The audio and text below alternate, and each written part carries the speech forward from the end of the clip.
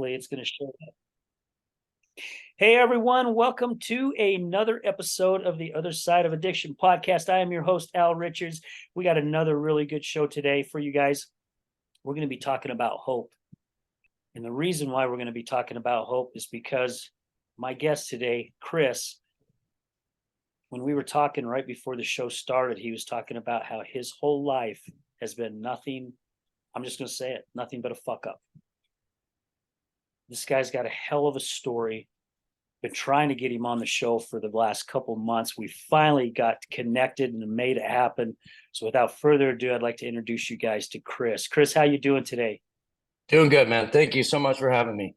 Oh, absolutely, man. I really appreciate that we finally had the opportunity to connect. And, you know, we had some miscommunication there a little bit with phone numbers, yes, we did. some different things. But hey, man, things happen for a reason, and it must have been the time when we finally connected, right? Yes, absolutely. Yep. So when we were talking a little bit before we got on, you were going over a few things with me, and you brought up that word hope. Hope. What had you come? I mean, why did you come up with that word? I think my biggest reason is I see hope today in a whole lifetime of hopelessness.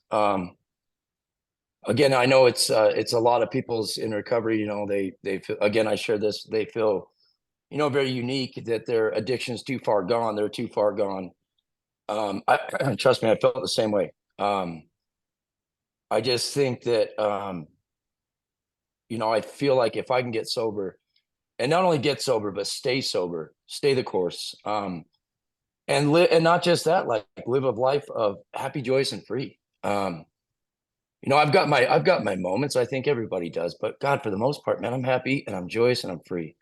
And I find that mainly doing service work. I think that's the big key to finding hope is just knowing that you're not alone, showing up for people that can't show up for themselves, being a voice for those without a voice, those too scared to speak.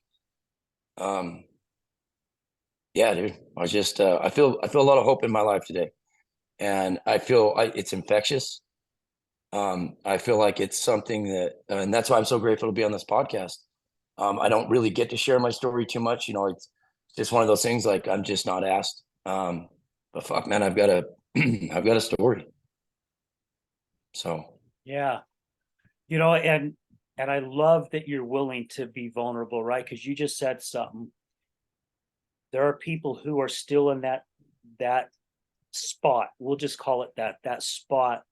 Is still they're still not comfortable about talking about it, right? yeah, Whether it be the fear, whether it be the shamefulness, whatever it may be for them. And that's not for me to judge on that because it's their story.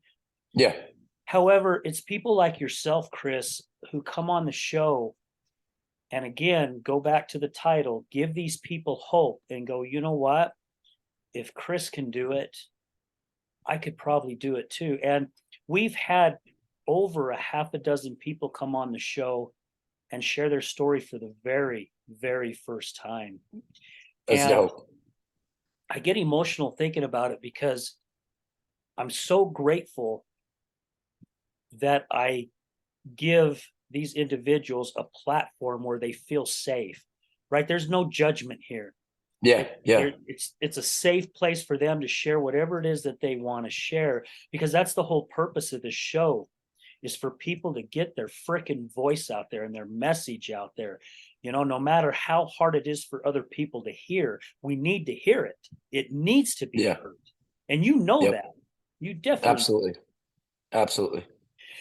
So right before I jumped in, you talked about that you have a story to tell. What the I do. hell is your story? Because I know that you've died 3 times and you're still here, Still here. right? Jeez almighty. Still here. You know, my story, it's a lot like a lot of people in addiction. You know, I grew up in a broken home, no dad. I grew up in Phoenix, Arizona.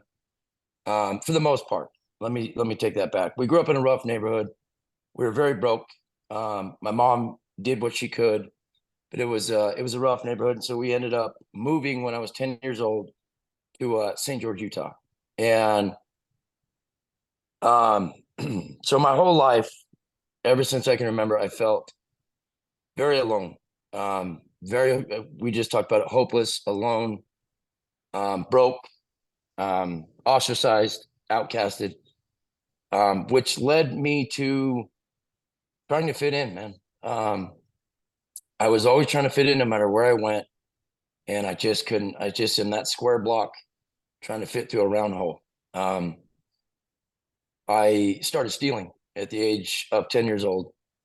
We were very broke. My mom worked 3 jobs. She did what she could. But I have 4 siblings, and so it wasn't enough. And I was thinking about this when I knew I was going to be on your podcast. What really launched my, what really made me start stealing, which got me into my addiction, was I remember I was in, God, I don't remember what grade I was in, but I remember I had this shirt on, and this kid was like, they were all laughing at me. And he's like, I guarantee you got that shirt from the DI. And I'm like, no, I didn't. My mom got this. And so he comes up and reads the tag, and it's his name on the tag. And I was a laughing stock. And it embarrassed me so bad. So one of the things that I started doing, I started stealing. I started hitting, it was ZCMI back then, JC Penney, things like that. And I was good at it until I wasn't, until they realized their merchandise was missing. But I remember at 10 years old, I got locked up in Cedar City, DT. They didn't even have a St. George DT at the time. For my neighbor stole a car, and I was in it. And so I got arrested for joyriding. And I remember the judge saying, I bet you think I'm going to go easy on you, but that's quite the opposite. I'm going to make an example out of you. So I did, I believe it was 90 days. It could have been 60 when I was 10 years old. I was terrified. I was super small, super pale. I don't look like I guess I do now. I get people tell me I'm intimidating looking, and I'm a teddy bear, so I don't like hearing that. But so yeah, I was picked on when I came into DT. Very picked on, very bullied my whole life. Again, outcasted. And so I started using drugs when I was 13 or 14 years old. Started using meth. And Cow, at that young, huh? Holy yeah. And so I became known as Crackhead Chris into my 16s, 17s. A lot of stepdads in and out of my life. That was something else that made it kind of hard. A lot of them threw me out of the house, became homeless. Which also, I mean, if you're tweaking, you're not worried about where you're eating and where you're sleeping. So that was a bonus, which helped me led me to keep using.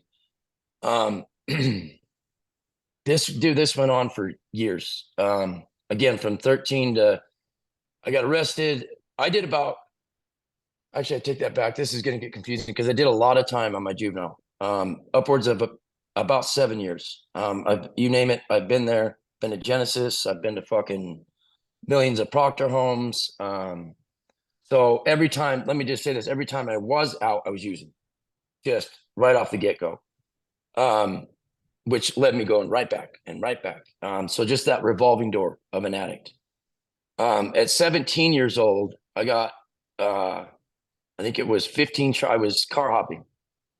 I was so out of my mind, and I was out car hopping. I had a whole car full of stereos and speakers, and one of the neighbor ladies busted me, called the plates in, and it was wild. It was like this. I hurried up and got back to my place, but the cops found the car, ran the plates, found out where the apartment was.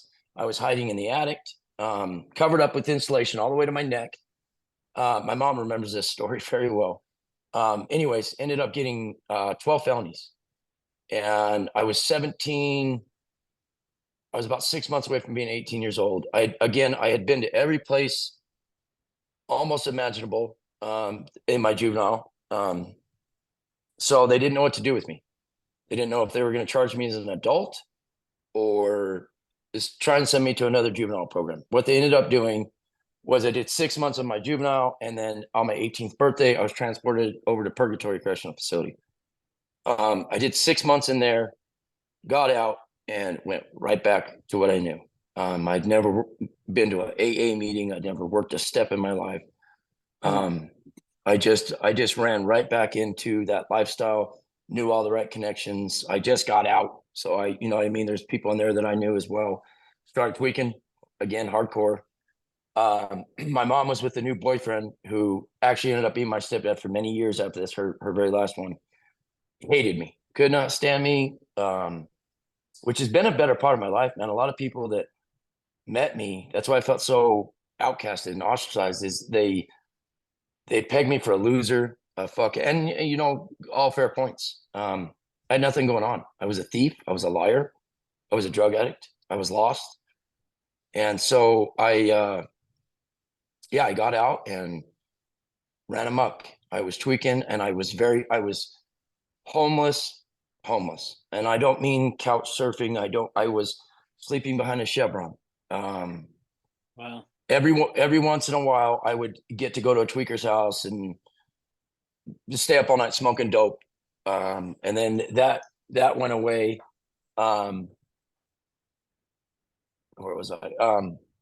And then I was known as Crackhead Chris. I was sleeping in a motel on what took me to prison. I was with a girl that was on paper, and they raided her room. I was in there. I was asleep. I'd been up for probably a week and a half. I was just out of it.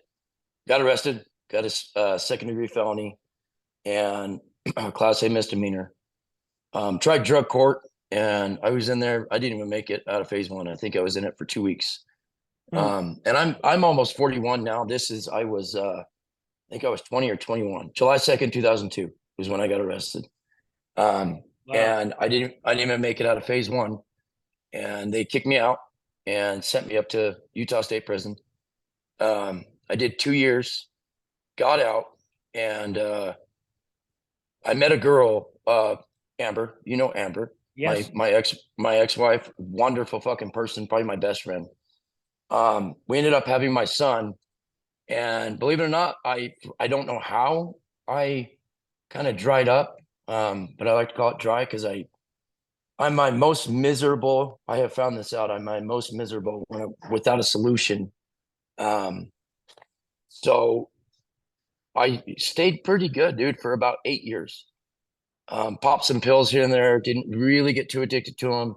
Drank a lot. I drank quite a bit. And then this is where my story starts really taking a turn. Is I busted my knee. I tore all 4 of my ligaments in my right knee, my ACL, my LCL, my MCL, my meniscus, 7 times. Jeez. I couldn't afford the surgery, and so they in-house financed me. Long story short, got me on pain pills, which I fell in love when I had my own script. It was a different story. I fell in love with them. Started working them over to where they kicked me out. They weren't going to give me no more. And so I started going to, first I started getting them off the streets, and Amber had a script. So this went on for a couple years, just high as a kite all the time, never sober. So Chris, I'd like to pause you just for a second before you really go deep into this part. You know, you were talking about how you was going in and out, you know, of the facilities and all that, feeling broken, hopelessness, being picked on and bullied. I mean, that help our listeners understand that's probably what kept driving you going back to wanting to use and steal, right? Because really, you had nowhere else to go. So, I mean, if you had a place to go where you felt comfortable, do you think you would have went a different route? I don't know, man. I don't know if I would have went a different route, but you're absolutely right about that. You know, feeling broken, feeling lost, feeling like there's no worse feeling than being in a room and full of people and being alone, feeling alone. And so, that absolutely drove me right back to what's familiar, what I know. You know, I still get that question today. How come you don't know these things? How come you don't know these things? I'm the foreman at my shop, and there's things that I don't know that, I didn't have a dad. I did a lot of time. I did a Yeah, lot of drugs. yeah. I'm learning things. But yeah, maybe had I had a comfortable place to go, or I don't know though, dude. Some direction, right? Yeah, yeah, Yeah, because I really think, especially when you grow up without a dad, because we've had quite a few guests on the show who grew up without dads. Some grew up without moms, and both male and female, right? yeah, And it does go to show how important that direction is. And it is hard for someone who comes into the picture that's a stepmom or dad, because now they're taking on a child who is out of control. They don't know how to handle it, right?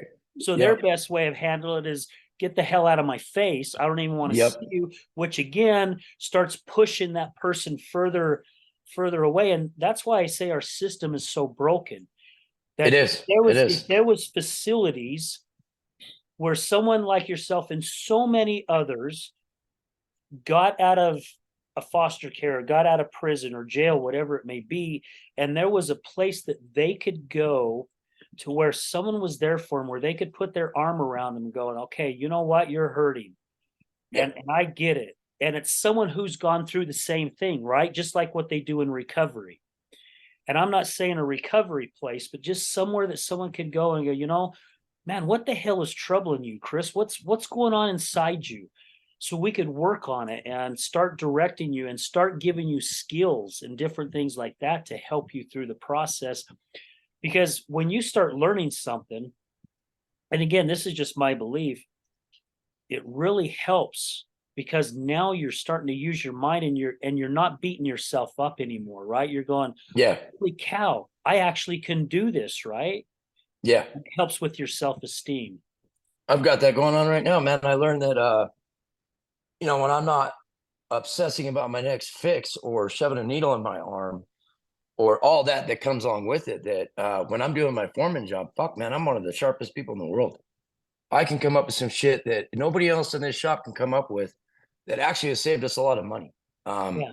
and so yeah, I've learned that when I apply myself, I'm incredibly intelligent, which was always that was always an insecurity of mine. I just again grown up with that mindset that you're worthless and you're never going to amount to anything. You start to believe it, Oh, and it's absolutely. it's defeating. And so I never really applied myself to anything as a kid except for drugs. And fuck, look how well I did those. Yeah, I mean, right. God, I just did the shit out of them. So Yeah. And you were so right. When you get beaten down, and I'm going to be vulnerable, and I'm going to share something real quick before we go on to when you had your knee injury. When I married my wife, she had a son. He was pretty young. His dad was never really around much. I mean, I had to teach this kid how to fix a flat tire on his bike, and at age 6 and 7. I mean, at age 5, I was fixing my flat tire, right? Because my dad taught me. yeah, And I remember as he was growing up, he just was lazy. He just didn't want to do anything. His yeah, ambition was gone, right? And instead of me handling it, and again, I'm not blaming this kid. Instead of me handling it in a different way, I handled it the way my dad handled me. And I was rough and I was tough and I was on him and everything. And I was calling him lazy all the time. And I remember one day he didn't do something that I asked him to do. And I went downstairs, and he's laying on the couch watching TV. And I'm like, what the hell are you doing? I asked you to do this. Why are you not why didn't you do what I asked you to do? And he turned and looked at me and he goes, it's because I'm lazy. He freaking yeah, taught me. I went, oh my yeah. gosh, I did that to him, Yep, right? yep. He starts to I believe it. Yep. programmed that kid. And so he finally admitted it's because I'm lazy. I don't want to do it. Yeah, it's It opened my eyes. It really opened my eyes on that. yeah, absolutely. And with my guys, I'm thankful for my program and my principals. When they do good things, I always tell them, hey, we did a really good job today, guys. Actually, before this, we're not doing all that good right now. There's a lot of guys in their phone, and right before this on break, we were having we're having a meeting about, I need you guys to stay out of your phone. I know what you're capable of, and we're not doing what we should be doing today. So I absolutely believe in positive Yeah. criticism, positive structure. So yeah, thank you for sharing that though. I appreciate that, Yeah. man. Yeah, absolutely. So to get back on track here, you messed up your knee real bad, Real bad. and you wasn't quite into the pill type things, but now you're getting your own prescription. Amber's Yep. getting her stuff, and things Yep. are just really starting to build from there. Yep.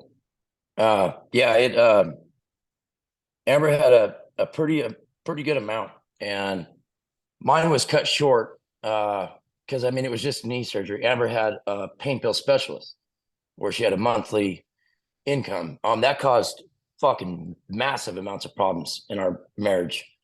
Um, and so I started going to the methadone clinic.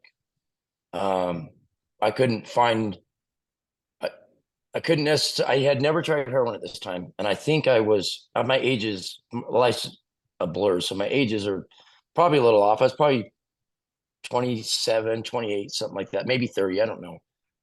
But I tried the methadone clinic, and I was doing methadone for about 2 years. And going through a lot of jobs, dude, that's something else I did. I've had just a vast amounts of jobs. Couldn't seem to, I'm a good worker, but a terrible employee. Terrible. I would call out. I would lie. If I was withdrawing, I'm not coming in. I don't care how many excuses I have to give you to the point where I'm fired. I just didn't care. Like if I was fired, whatever, I'll find another job. Um, and so the methadone clinic ran short. And I did that for about 2 years. I was at one of my best friend's house, and I didn't have no money for methadone. I had no take homes. I was getting sick. And this guy was like, he's like an older brother to me. And so I really trusted what he said. And it's that same thing in school that like your teachers tell you, if you ever try heroin one time, you'll die. So I was petrified. And the amount of trust I had for this guy really, really helped, because he's like, have you ever tried heroin? And I'm like, no, and I'm not going to. And he's like, dude, it's not like what they say. Like, let me just give you a shot. Um, God, dude, that first shot he gave me, I don't want to glorify it or anything, but this is why my life spiraled out of control. It was the answer to everything. Heroin was, I am not, it's funny because of my past story, I don't like dope. I don't like meth. Heroin was my drug of choice all day, every day. That first shot of heroin just launched my career into being the biggest piece of shit I could be. Hmm. I trying to think of, I was using it for, I'm trying to think if me and Amber were together. I don't know if we were. We had a lot of breakups, a lot of splits, hated each other. So I don't know if she was in the picture at this time. But I just went down a rabbit hole. Started everything had to be a needle. Everything had to be dark. It could not be light. I wouldn't do pills. It had to be heroin. And I lost everything. Everything that I had accumulated.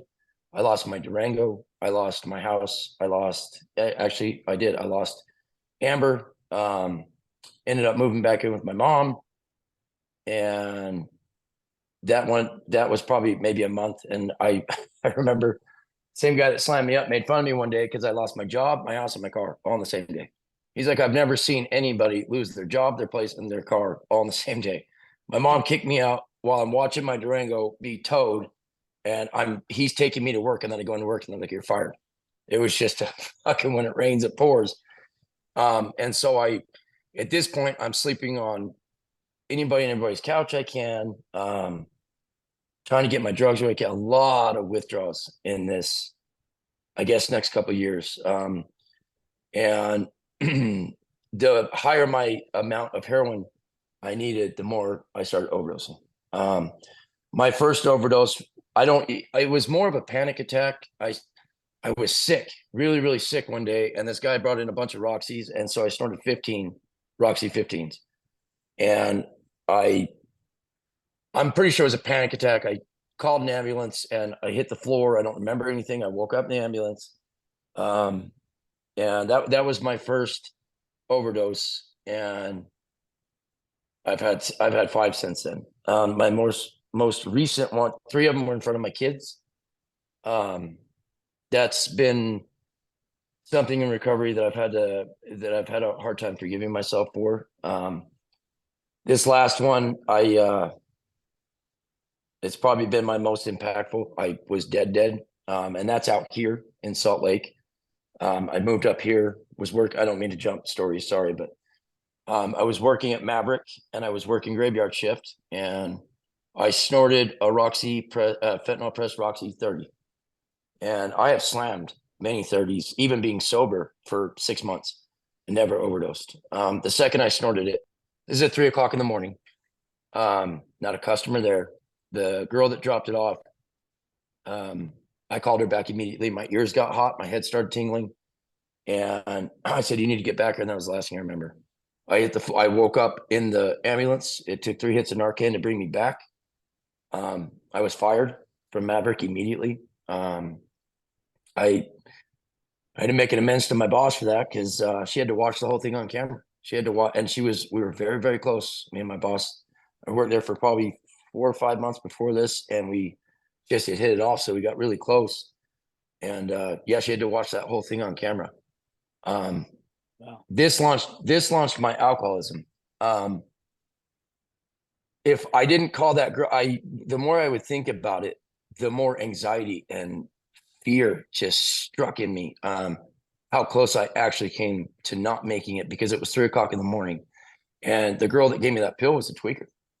And she came back, called the cops, and sat there high as a kite, which is something they don't normally do, and waited.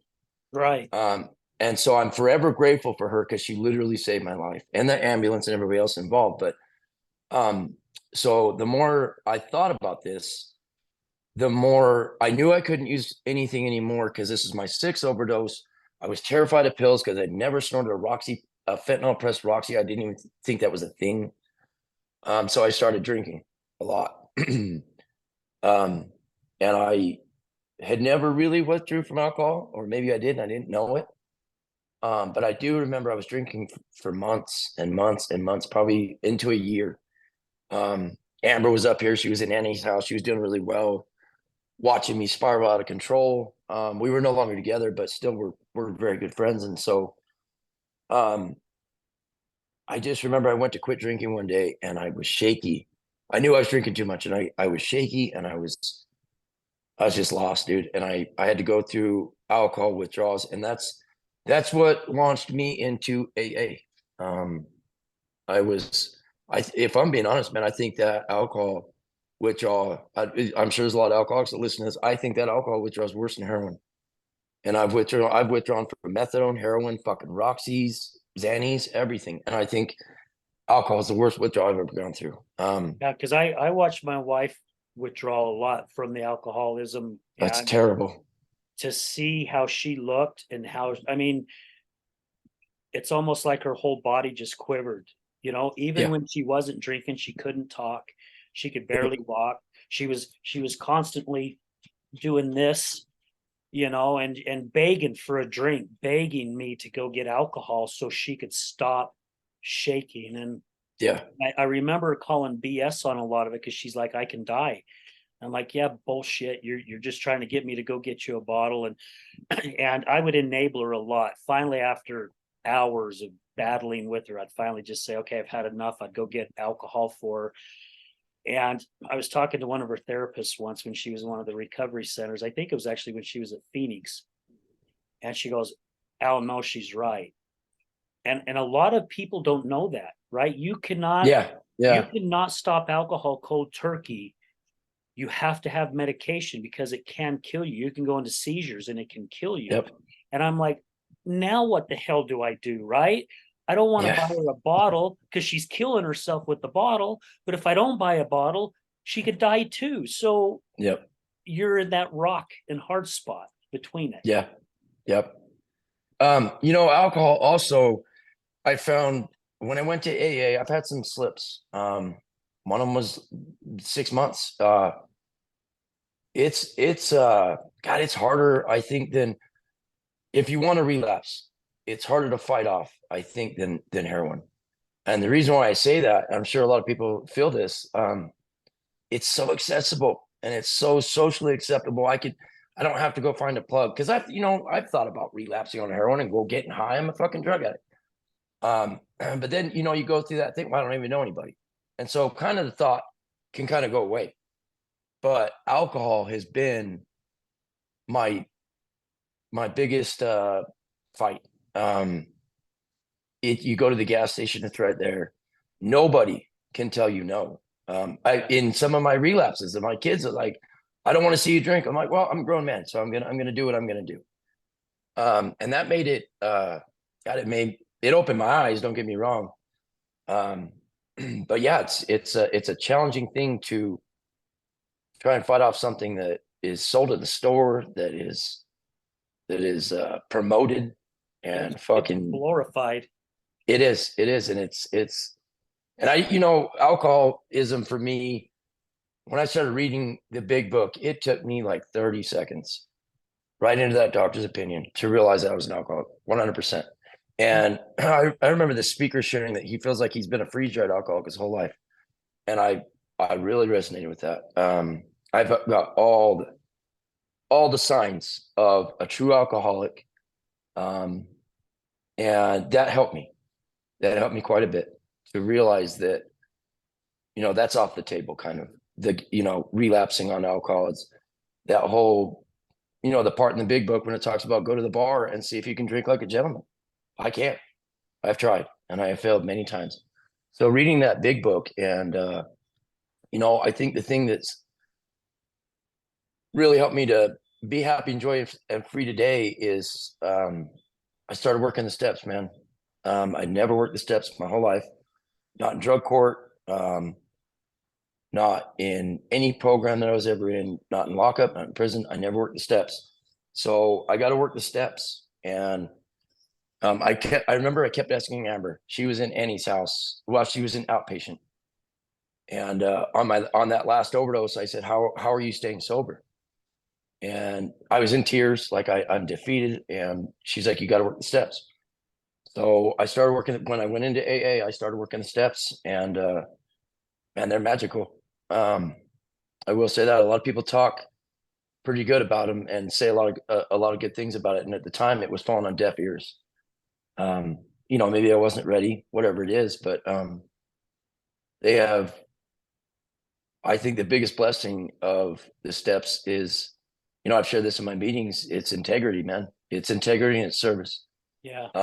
I get to do the right thing when nobody's looking. What if doesn't matter what it is. I can give you so many examples about that. I get to do the right thing when I don't even want to. I probably shouldn't share this, but I got a married woman that really wants to, and I that's causing chaos and that's causing confusion.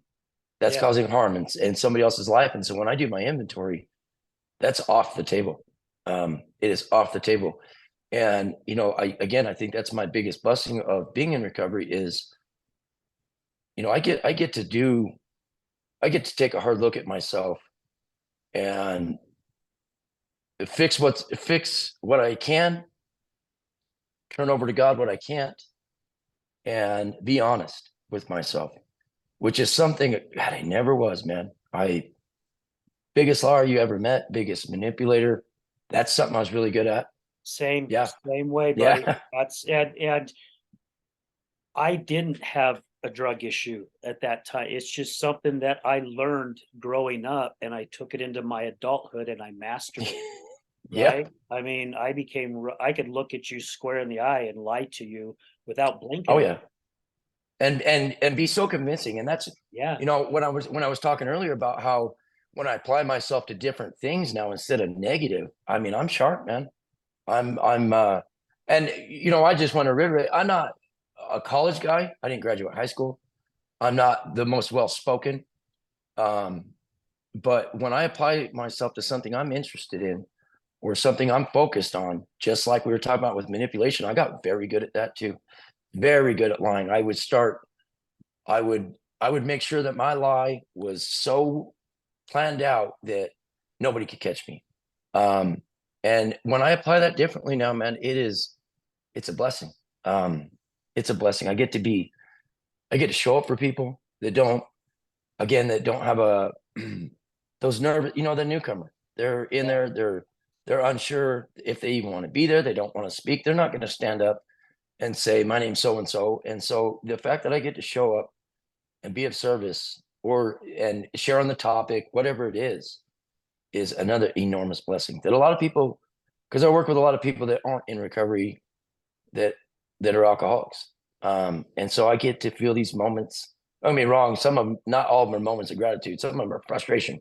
You get the Monday morning flu and people are hungover, but when I'm spiritually well and my cup is full of God, Yeah. I get moments of gratitude where I don't have to live like that anymore, and I get to live like this, and I get to be helpful. And just this right now, I get to share my story. Um, And Life is just it's good. it's so huge, Chris, in all honesty, right? Because what you just shared about your cup is full of God, right? And you're not talking religion, you're talking your No, spirituality, right? yep, There's a big difference. huge. And this helps just not people who have gone through addiction or who are in long-term recovery. This helps everyone. Yep, And even in the big book, it talks about, you got to give your life over to a greater power, whether it's God, the universe, a rock, a mountain, a fish, whatever it may be for you. If it works, it works. And we all need to do that, because yeah, I spent and I spent so much of my life doing everything I could to control everything that was happening in my life. That's why I was a manipulator. That's why I was a liar, right? Because I was doing everything I can to shape everything, right? I'm going to yeah, shape it over here because I don't want to go this way. This is where I want it to go. So let's push it. Let's make yep, it happen to where your life frees up. And I'm not saying that it's hunky dory all the way, because it's not. It's not smooth sailing. But when you free yourself up and go, you know what? I just got to let it take its course, because I'm going through a lot of shit right now. And I have my good days and I have my bad days. And I same. allow myself to have my bad days. I'm not frowning away from it. I'm not pushing away from it. I'm allowing myself to have it. And sometimes it's throughout the day. I feel good for a bit and then I feel like shit. And then I feel good and then I feel like shit. I Right. feel that. And I'm letting it's so hard at times because I want to change it. And I know I can't, because it's not my direction to do. It's God's direction. I need to let Absolutely. things happen the way they're going to happen, because once I start getting my hands on that steering wheel, I will Yeah. end up in the damn ditch. Yep. Yeah. God, I really, yeah, I feel that 100%. I like that you touched on spirituality, not religion. God, that was something that I was forced as a kid when I was not in lockup to try to be LDS or whatever. And that's something that, when you would think of AA, or you would hear an old timer share and they would talk about God this or God that, all I knew was a punishing God, man. Because that's what, I'm not knocking any religion. There's good everywhere you go. But, that is something that kept me out of the rooms a little bit, is the fear of a punishing God. And that has not been that has been polar opposite of my experience in AA now. And living in his will it's I don't care what it is up there. I don't need to care. That was a little confusing when I first got into. I'm like, once I kind of had that spiritual awakening, I'm like, well, man, I needed to know. Is it God? Is it what is it? Is it this? Is it that? And so I had to pull myself back a little bit and just think to myself, it doesn't matter. It doesn't matter what it is. It's just that I know it's something bigger than me out there. That and what a comforting feeling, dude. Like, knowing that I don't have to try and run the show and be the director and put the lights over here and do that. Right. It's because, again, I've got my bad days too, dude. Absolutely. And I don't always turn them over to him. Sometimes I do try and run my will, and I get real discontent, moody, and then I turn them over to him and I do a service. I do a lot of service work. Amber's got me pretty plugged in. Yeah. She's good about that. And so God, I'm so thankful for her too, dude. He's been a she's been a little sponsor outside of my sponsor. Um, she's a very good woman, and honestly, if it wasn't for her, I wouldn't even be on this podcast. I met you through her, and Yes. so yeah, shout out to her. Thank you, Amber, because here I am getting to share my story.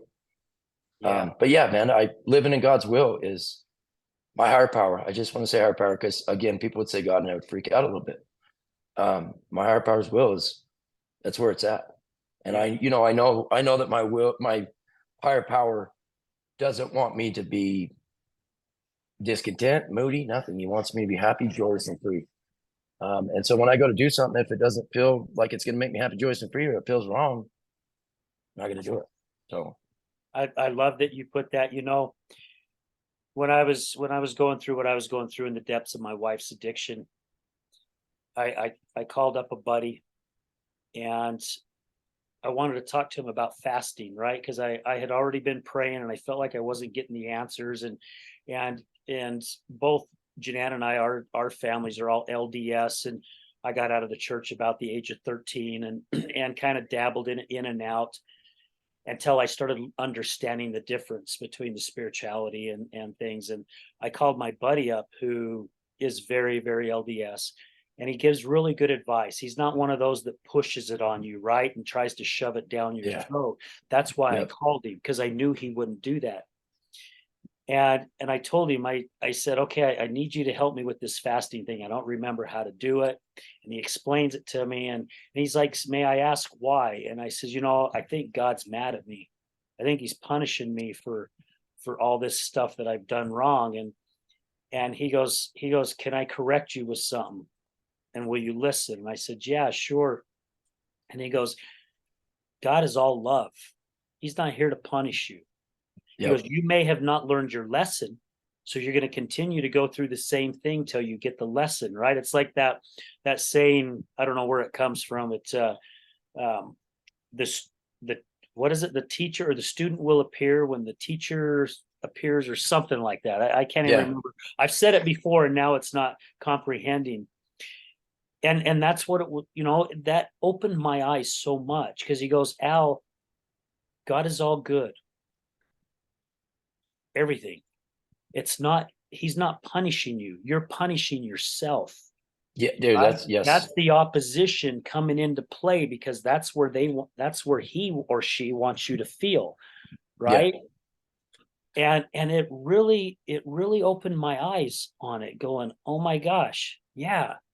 Okay, so now when I start feeling again those times, I remember what he says, and it's like, okay, all right, I need to look at the lesson behind this. I need to figure it out, because he wants me to be happy. yeah, And if I have to say, you know what, I'm not getting it, take over, then so be it, even yep, though I don't know where it's going to go. yes. I really liked what you just said right there. That you're I can't remember now, but talking about God's not punishing you, punishing yourself. Yeah. Yeah, that's a great way to look at that. Because again, I don't believe in a punishing God. I don't. I think God wants everybody. And I think that's why service work is so important, man. It's yeah, it's the answer to Mhm. so many things. Being there for somebody else. There's a feeling I get. I think that's why I'm just touching on this so much is there's a feeling I get that when I help somebody that's undeniable. It's unmatched. It's a better high than I've had. Um, and if that doesn't tell you you're doing something right, I don't know what does. Um, I don't I don't get to go to a lot of meetings. I'm working 7 days a week. And so the service work that does keep me plugged in keeps me plugged in. Like it keeps me, Saturday, I'm going to the trunk or treating with Amber, and I'm going to fill up the back of my Durango with a bunch of candy for kids. And that's what I'm doing today instead of lying, manipulating, robbing, cheating, stealing, and everything else that comes with that. And I try to remember that on my hard days that I've got so much to be grateful for, man. So much. I'm counting my blessings. Because I can get, yeah, I can see problems everywhere I go. Anywhere I go, I can see a problem with something. And I try to change my mindset the best I can that I've got so much to be grateful for. Now unreal. I came down here, dude. So when I came to Salt Lake, I came down here with 2 trash bags of dirty clothes, living in my brother-in-law's room, and my last hit of heroin, and not an ID, not a wallet, not a car key, nothing. And I just want to touch on this because this is something that recovery has given me. I'm the foreman at my job. I've been here for 4 years. I've got a brand new Durango that is probably it's my prized possession. I love it. People think it. My sponsor likes to tell me, he's like, I see a lot of humility in you until I look at your truck, but it's my it's it's my thing, dude. I came from nothing, and so to have that, to have a roof over my head, and I don't want to get too much into materials either, because to have to do my inventory at night, to hold myself accountable, to again be there to show up for somebody else. Those are blessings that I count.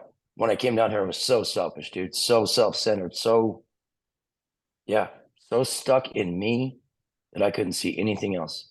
And I was so suicidal. It was on I 5 overdoses at the time when I came down here. Um, I was so suicidal, so hopeless. Touch on that again, hopeless, dude, that I felt like my kids were going to be better off without me. Now my son's my best friend. He's 19 years old. He's out at work. I'm at work right now. He's in the shop. He's been here 3 years. My stepson, I've had since he was 1 years old. My kid. He works on night crew. My my nephew, whose dad isn't there for him right now, is out in the shop right now. And these are the blessings that I like to count every day. Aside from all that material shit, I like to count the fact that, man, I get to work with my kid. I get to um we go to the gym at 3:30 in the morning, on our way to Vasa. And one of the things I failed him on was I didn't teach him how to drive. And so 3:30 in the morning is kind of the only time out here in Salt Lake when there's not a lot of traffic on the road. And you know that, Al. Yep, And so absolutely. I let him drive. And I just had this moment of gratitude the other day that hit me like a ton of bricks. I'm just like, dude, I'm getting to teach my kid how to drive, even though it's a little late. Like, I don't care. We have these heart to hearts all the time on the way home. He, we talk about God. Like he opens up. And on that last overdose, dude, he was there for 3 of them. He wasn't there for this last one, but it was like, hey, dad overdosed again, dude. Like, I just was so hopeless, man. And so for him to be my best friend, for my nephew to be here, for Amber to be the best friend. Like, we hated each other, me and Amber. Could not be in, and everybody that knows this, could not be in the same room with each other at all. Screaming, fighting, yelling. I don't think we've had a fight in, God, dude, probably 2.5, 3 years. It's just Wow. communication, there for each other. She shows up for me, I show up for her. Um, yeah, man. Hope. There's a lot Yeah. of it. There's a lot of it. And for anybody, dude, anybody. I mean, I don't care how mentally broken you are. I don't care how much life is thrown at you. Once you step out of that victim mode and you start fighting back, anything is possible, dude. Anything. Yeah, definitely. And you said something very key. Getting out of that victim mode, right? Getting rid of that blame, Yeah. and being responsible for your own actions, accountability. It changes. And Chris, I don't even know if you know this. I lost my job of 24 years back in 2009, a month and a half after Janan and I got married, because I failed a UA. So every weekend from the early 2000s into 2009. It ended up being about an 8-year run. Every Friday and Saturday night was cocaine and alcohol for me. That was my release. I had a stressful job. Now that I've gone back and really thought about it, it just wasn't the stress of the job. I was also numbing myself from a lot of stuff that had happened in my past. The guilt that I had felt from divorcing my first wife, cheating on her, leaving my girls, going to Kentucky. There was so much shit piling on me that I didn't even realize that was on top of me, right? And when I started this podcast in 2021, all my guests, like yourself, would come on and been very vulnerable, sharing their stories, opening up a dark place, dark times of their lives. And I would share just little teeny tidbits. Most of the stuff I talked about was me being the victim of my wife's addiction. My own daughter, my oldest daughter, even called me once and said, Dad, I wanted to support you. And I did. But then I got to the point where I wanted to support your show, but I didn't want to support you anymore. And she goes, you always played the victim. And saying you was a victim, right? But that's, you always played it. And she goes, and I know your past, because she's the only one. My oldest daughter is probably the only one in my life since she came into it that I was probably 100% truthful with. No one else but her. We just had that connection. Yeah. When your daughter tells you that you're a victim and she doesn't want to support you, that hurts. Oh, I bet. And in January of this year was the first time I shared my story on the show. And Robin Sims from the Other Side Academy was my guest co-host that day, and our guest didn't show up. And I had just got done talking to Dave DeRocher at the Other Side Academy, and he's the one that pointed his finger in my face and told me, you start sharing your effing story instead of your wife's effing story, because that's hers to tell, not yours. And I'm just like, holy shit, right? Robin was the host that day. I was the guest. So for the first time after almost a year of doing my show, or coming up on the second year of doing my show, I shared my story for the very first time. And Robin said she was watching the weight just melt off me throughout the whole show, right? Because she's been through it. Yeah. She knows what it's like because she's done it. I didn't even realize it was happening to me. And after the show, the way I felt after the show, and now I talk about it all the time, right? I share it in shows like this. I just shared it with you. I share it in my public speaking. I'm not ashamed of it anymore. When I shared my story for the very first time, my very first public speaking event at the Healing Utah Success Summit in April, my mom and my aunt and my uncle was sitting in the audience. It's the first time they heard it. It's like, even one of my best friends that we've known each other since 9 years old, he's like, I had no clue. That's guy is because it was my dirty little secret. I held it in. I was good talking about my wife's shit, but I wasn't going to talk about mine. They keep us sick too. It's because of individuals like yourself, Chris, and all the other guests that have come on the show. And I get emotional talking about it because it's them and you that's helped heal me, right? It's helped me grow a hell of a lot further than what I was. I was growing, I was changing. And it's been slow, steady steps. As soon as that happened to me, man, I made leaps. It wasn't slow, leaps. That's dope, dude. It's amazing where it's taken me. And again, it's all because of this show. Right. So I have to say, and I say this to a lot of my guests, I say thank you to you for doing this show. Absolutely. Because it's my therapy, right? This has been so therapeutic for me and my growth in becoming a better Al Richards, because I will continue to grow and continue to change. There's no finish line for me. And I've said that on the show many times. I will continue to be a better person every single freaking day. And I will work on it and work on it till I get it. And then I'll find something else and I'll work on it and work on it. I will just continue to go. I love it, dude. And man, thank you for having me, dude. So I can, share my story, be a voice. I am truly grateful to be on. And I was nervous, dude. I was telling Amber, I was like, what if I can't find the words? Because again, I'm not the most well spoken, and sometimes I can't find the right word to describe how I feel.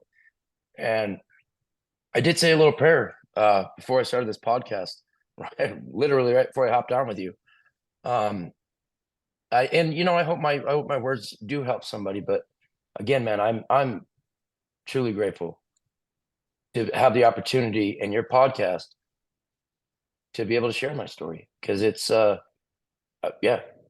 was fucking broken, dude. I was really broken. Yeah, sounds like it. And I one other thing I've kind of learned in this program, man, is one day at a time. I think that's another key factor for me is if I start focusing too much on into the future or the past and not just staying in the present, I can really lose sight really fast and start having those bad days that we talked about. So that's another a lesson I keep learning over and over and over. Just one day at a time, one moment at a time, 10 minutes at a time, whatever it takes to get through whatever you're going through. Million serenity prayers, right? Whatever. Yeah, living in the moment is key. It is. We have gone, geez, about an hour already. It's amazing how fast this time goes. And we just sit down and have conversation. That's what I love about doing this. We just sit down and we just talk. It's just, Yeah. I was a guest on a co-host last night. The ladies out of Canada. And it was like 8 o'clock our time. And it was so pretty late her time. And it's not going to be out till March. She's like, I got to apologize. Your show won't be out till March. However, we just sat down and had such an amazing conversation. What is something, and you can either answer both or just answer one. It doesn't matter. What did you want our listeners to gain from the show? And what would be your main message to them? I think to gain from the show is to resonate with something that I said. Somebody out there has got to feel the same way that I felt. Hopeless, lost, unfixable. And to gain from it, that you're not, man, and that you're loved. And there is, I think a way out. Let me say that. There's always a way out of no matter what you're going through. That is something I really have learned is, it may take time, and it may, some days you feel motivated, some days you don't. But one of the things I had the hardest time comprehending is that I'm a survivor. I think that's kind of like an overplayed word in my head when I first heard it. I'm like, survivor, like whatever. But I am, man. I mean, 6 overdoses and so suicidal, so everything rooting against me. I took myself out of victim mode, and I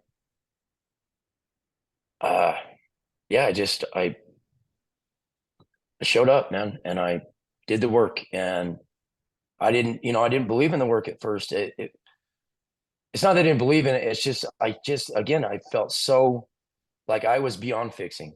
Like I was just so broken that I was that one case that I wasn't gonna make it because I tried everything else. And so there's no way that this is gonna work. Those steps, dude.